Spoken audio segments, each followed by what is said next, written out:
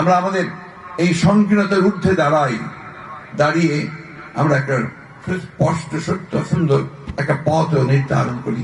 সে একটা স্বপ্ন যেটা আমরা দেখেছিলাম, সেই স্বপ্নকে আমরা বাস্তবায়িত করি।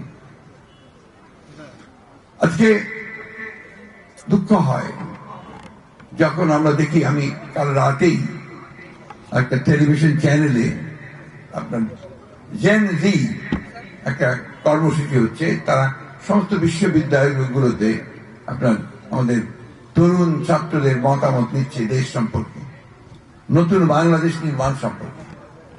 আমি দেখলাম যে এত অমিত সম্ভাবনাময় ছেলেরা মেয়েরা, তারা অত্যন্ত দেশপ্রেম নিয়ে তারা কথা বলছে, তার পরিবর্তনের কথা বলছে।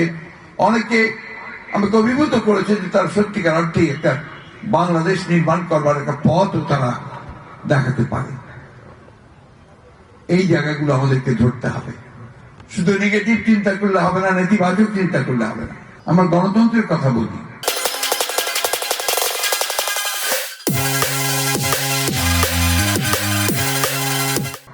আমরা গণতন্ত্রকে চর্চা করি না। বাংলাদেশে এই সমস্যাটাই সবচেয়ে বড় সমস্যা হয়েছে।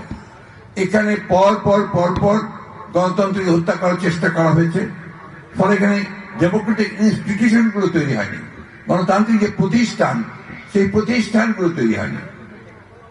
আমরা রাজনৈতিক দলগুলো পরস্পরের সঙ্গে বিরোধী লিপ্ত হয়েছি, কিন্তু সহনশীলতার মধ্য দিয়ে গণতন্ত্রকে চর্চা করে আমরা যদি সবাই এগিয়ে যেতে পারি, তাহলে কিন্তু আমরা গণতন্ত্রকে লাভ করতে পারবো, আমাদের অধিকারকে অর্জন করতে পারবো।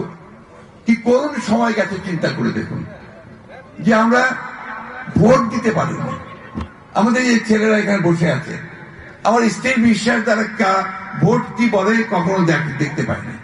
তিনটে টার্ম 15 বছর গেছে, তারা সে ভোট দিতে পারে। ফ্যাসিবাদ ওই জায়গায় যে একটা নির্বাচন হয়, নির্বাচনে জয়লাভ করে, তারপরে সমস্ত ক্ষমতা দখল করে নিয়ে, রাষ্ট্রকে দখল করে নিয়ে সে তার ক্ষমতাকে নিরঙ্কুশ করতে চায় এবং দেশে রাষ্ট্রে একটা ভয়, একটা ভীতি, একটা ফিয়ার ফোবিয়া তৈরি করে, যেন কেউ কোনো কথা বলতে না পারে। আল্লাহর অশেষ রহমতে আমরা সেই জায়গা থেকে বেরিয়ে এসেছি। সে জায়গায় বেরিয়ে এসে একটা সুযোগ সৃষ্টি হয়েছে যে আমরা নতুন করে বাংলাদেশকে একটা গণতান্ত্রিক রাষ্ট্রে পরিণত করবো। এখন অনেকেই, যেমন আমি আপনার কিছুটা হতাশা প্রকাশ করেছি, অনেকেই অনেকের সময় এখন একটু হতাশা প্রকাশ করছে যে এত বড় একটা আন্দোলন হলো, এত প্রাণ গেল, এত বছর গেল, তারপরেও এত সমস্যা কেন? সমস্যা তো থাকবেই, সমস্যাকে নিয়েই আমাদেরকে এগিয়ে হবে।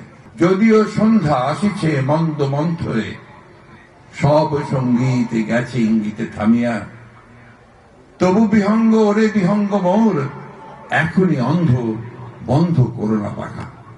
আমরা যেন কখনো পাখা বন্ধ না করি, আমরা যেন তীরে পৌঁছানোর জন্য আমরা উঠতে চেষ্টা করি।